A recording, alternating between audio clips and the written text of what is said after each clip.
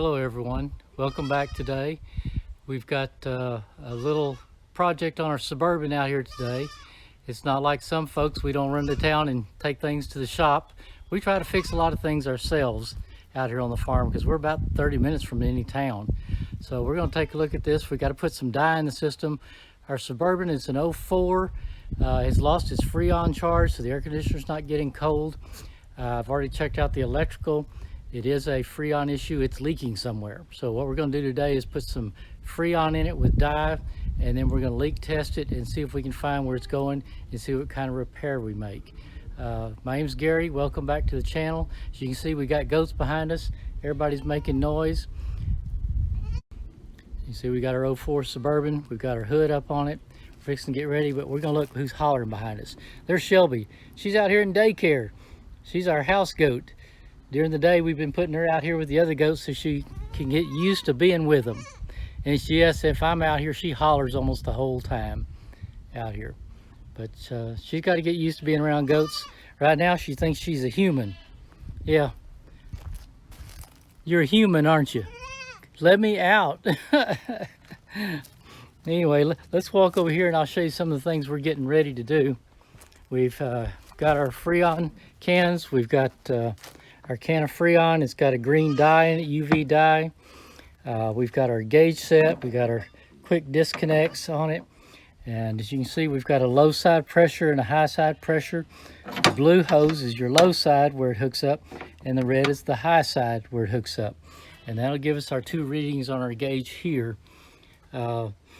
Normally when this system is running and fully charged, it'll run 45 or 50 on the low side and 250 to 300 on the high side. Now this system has front and rear air, so the leak could be anywhere from the front of the compressor to a hose to the condenser to the rear air conditioner. What we hope is it's not the leak inside the dash. We do not want to pull the dash on this thing. For our freon detect, we've got our little kit here. It's for UV, and what that does is that will pick up any dye real quick. A lot of the dyes that you buy are already dark, ugly green enough where you can see it even without the cameras and the little special light. But we're going to do that and see if we can narrow it down. I did fill it earlier this summer, and it lasted about a month and a half. And we're fixing to get to the time of the year where it's fixing to get hot, and we like cold air in this thing. All right, let's get this thing hooked up.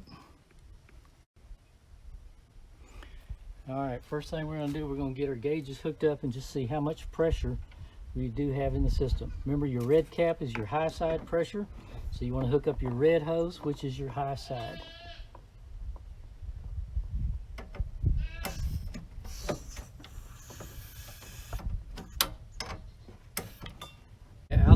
Out there in the market, you can find two different types of freon cans.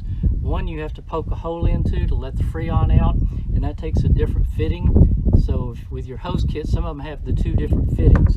This particular can that we have today that's got the dye in it has a little valve in it that you just push down to let the freon out, so you don't have to poke a hole in it, so that takes a different one. We've got both of our hoses attached here. We're going to go ahead and screw our can on, and then the next step will be to start the Suburban up. As you can see, it doesn't have any pressure in the system at all, so it may take a little bit to get it to come on. All right, we got that on there. Let's go start the Suburban.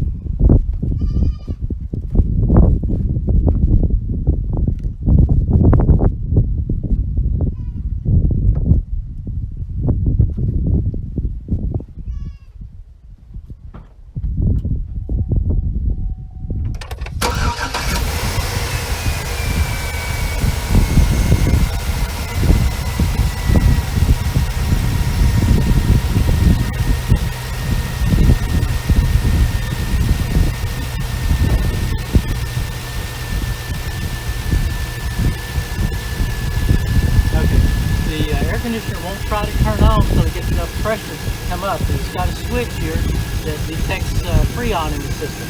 So until it detects freon, it won't turn on. And when it turns on, it'll start affecting the gauges. Alright, let's screw a little valve in, see if we can get some freon going in.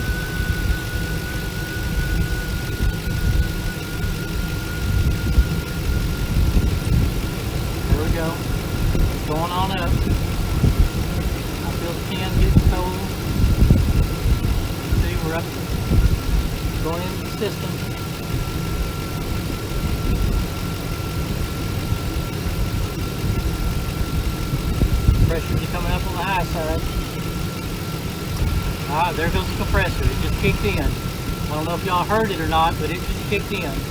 So it'll start sucking even more freon in. Hopefully get the can good and empty. There it goes, kicks on again. It's a cycle. Making a little bit of noise. And that may be our leak. It may be the compressor itself. But we won't know until we get it in and leak test it. There you go. Get a little more pressure. It'll run a little bit longer. Start circulating through the system. Now, unfortunate for all of us, the pressure on this system is right down on the bottom. It's all the way down there. So to get to it, you got to crawl down underneath to see where the leaks are. So, right now, we're just going to try to get some stuff in the system, and then we're going to leak test it for you and see if we can find it.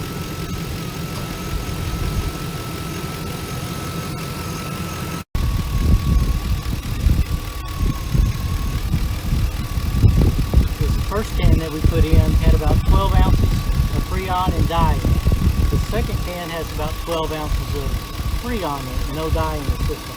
So this system probably holds about 48 ounces. You can check that by looking in your owner's manual. A lot of them have a sticker here on the front that'll tell you how much. But this system being so old, it has faded. You can't read it. But from past history, I think this one holds about 48 ounces. So we're about half full. We're getting a little bit of cold, and we're getting some circulation, so at least we'll be able to leak test this system and see if we can find where our freon's going.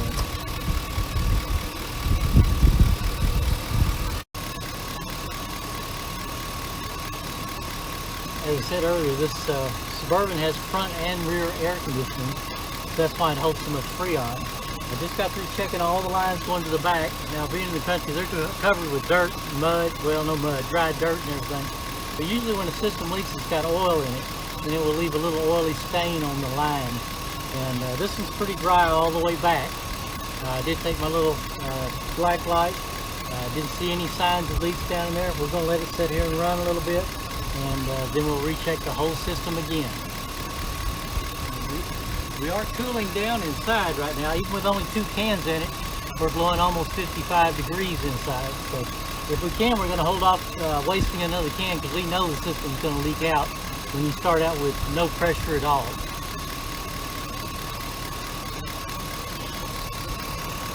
Well, right now it's cooling pretty good for only 24 ounces of freon in it. It's blowing about 50 degrees inside front and rear air.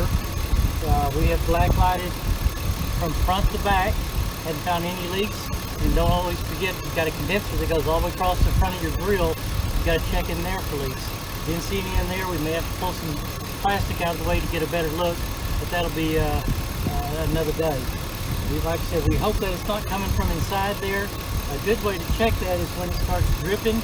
If you see any dye in the dripping coming out of the case in the dash, then that means your leak is inside the dash. We did check both fittings. We took both gauges off of it. Did take a little soap and water and put down in the holes. I got no bubbles. So neither one of my valves, even though they both have a history of leaking on this type of vehicle. So we're going to let it run a while, recheck it, and we'll let y'all know what we find. Well, we're back out here checking the Suburban again. We black lighted the system again. We're not finding any leaks on it. I did buy another can of dye. We're going to put that in there and see if we can get a little more dye to come out. We know that when you check this AC system and it's got no pressure, it's got a leak. So we know it's got a leak somewhere. So we're going to keep an eye on it, but we're going to wrap this video up. I hope y'all are enjoying the content and enjoying what you're seeing. I see about 90% of y'all are not subscribed. Y'all hit that subscribe button. Doesn't cost you anything. Just helps the channel out so we can keep going. So we appreciate y'all. Thank you.